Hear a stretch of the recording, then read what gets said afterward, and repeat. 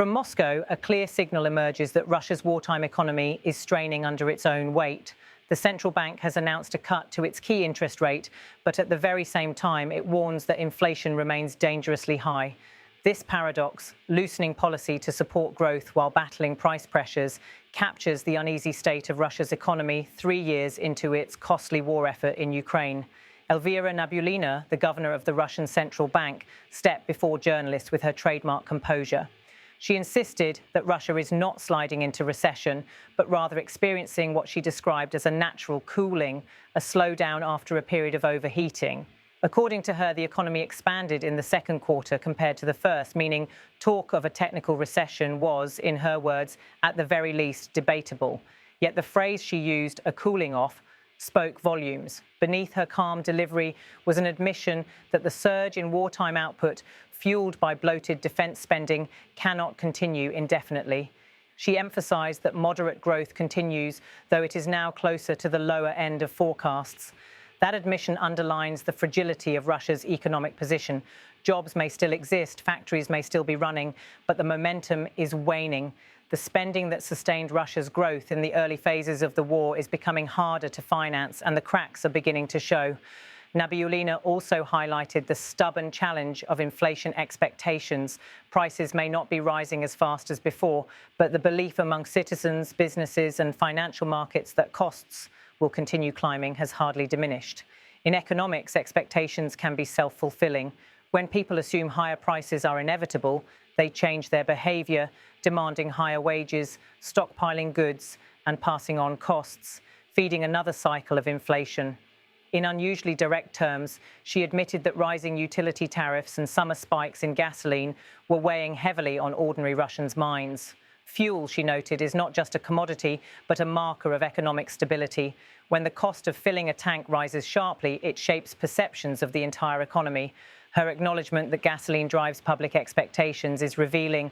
For many households, the war's economic impact is not measured in statistics, but in the price at the pump and the bills landing in their mailboxes.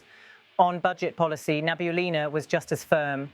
She warned that if government spending continues to exceed revenues, creating larger deficits, then interest rates will inevitably rise again. In other words, the central bank cannot keep cutting if the Kremlin keeps spending freely. Wartime budgets require vast resources, but financing them through debt rather than income risks undermining economic stability.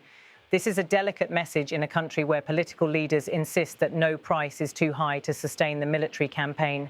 Her words paint a picture of an economy caught between conflicting forces. On one side, massive state spending has propped up growth and avoided the immediate shock of sanctions. On the other, the longer-term consequences are increasingly visible: rising costs, fragile expectations, and looming fiscal imbalances.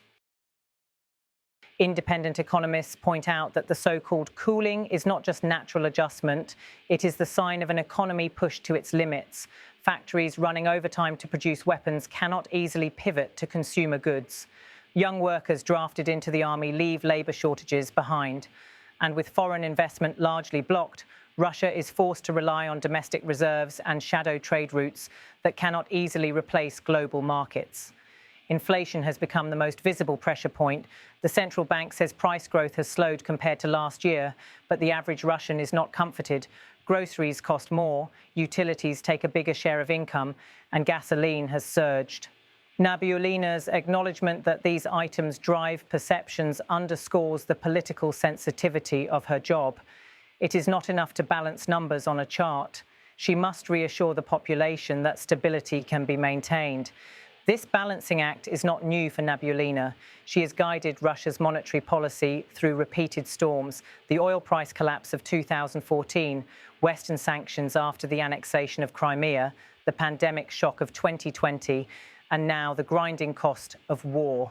Internationally, she is respected as a technocrat with the discipline to maintain macroeconomic stability, but her position is constrained by politics. She cannot ignore the demands of the Kremlin, which continues to pump billions into the war, even as it strains the budget. Her careful language reflects this tension. She insists the economy is still growing, but quietly warns of risks. She acknowledges inflation has slowed, but stresses the need to consolidate the trend. She mentions fuel spikes, but promises stabilization. Each phrase balances reassurance with caution, designed to calm markets without openly contradicting political priorities. The deeper question is sustainability.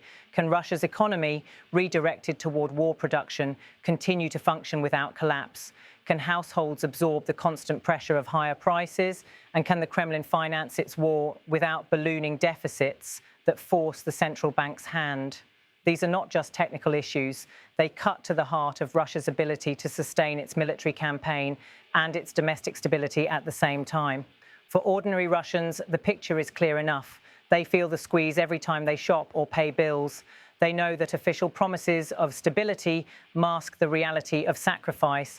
And while Nabiullina's cautious optimism may buy time, it cannot erase the costs of war. In the end, today's press conference was more than a technical briefing. It was a glimpse into the uneasy balance of a wartime economy. Elvira Nabiullina's task is to steer between inflation and stagnation, deficit and growth, stability and political demands. The message is unmistakable. The war is expensive, the economy is slowing, and inflation is stubborn. Russia's financial ship is still afloat, but whether it can stay on course remains uncertain. Умеренных процентных ставок и устойчивый рост экономики. Спасибо. Коллеги, задавайте вопросы. Не забывайте представляться, называть свое издание. Маша. Если да, то говорит ли это о том, что есть какое-то ожидание скорого ослабления рубля? 12 месяцев с июля 2024 года по июль 2025 года. Это 650. Региональный вопрос.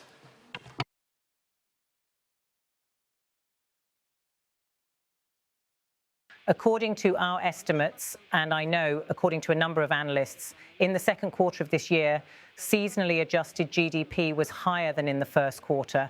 Therefore, even the statement about a technical recession today seems, at the very least, debatable.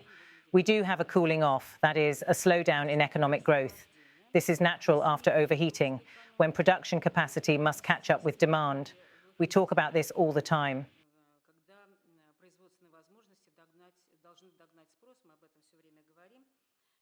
According to our assessment, we are currently seeing moderate growth of the economy. And let me remind you that for the year as a whole, we expect economic growth within the range of our forecast. The economy is currently slowing down within the range of our expectations, but a little closer to the lower limit.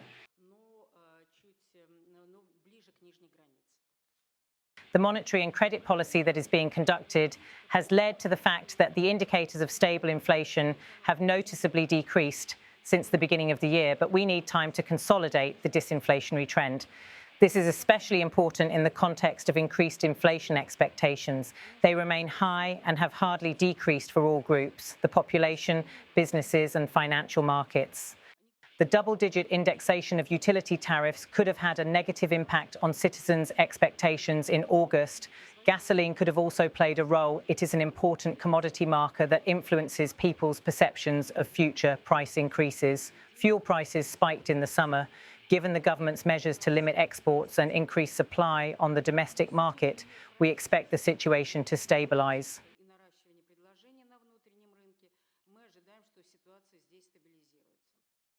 For us, it is important when making decisions how balanced the budget is. As I've already said, the smaller the budget deficit, if there are additional expenses, it is better that they are covered by revenues and not increase the budget deficit. Because if the budget deficit grows to cover the necessary expenses, with the growth of the budget deficit, our rate will be higher.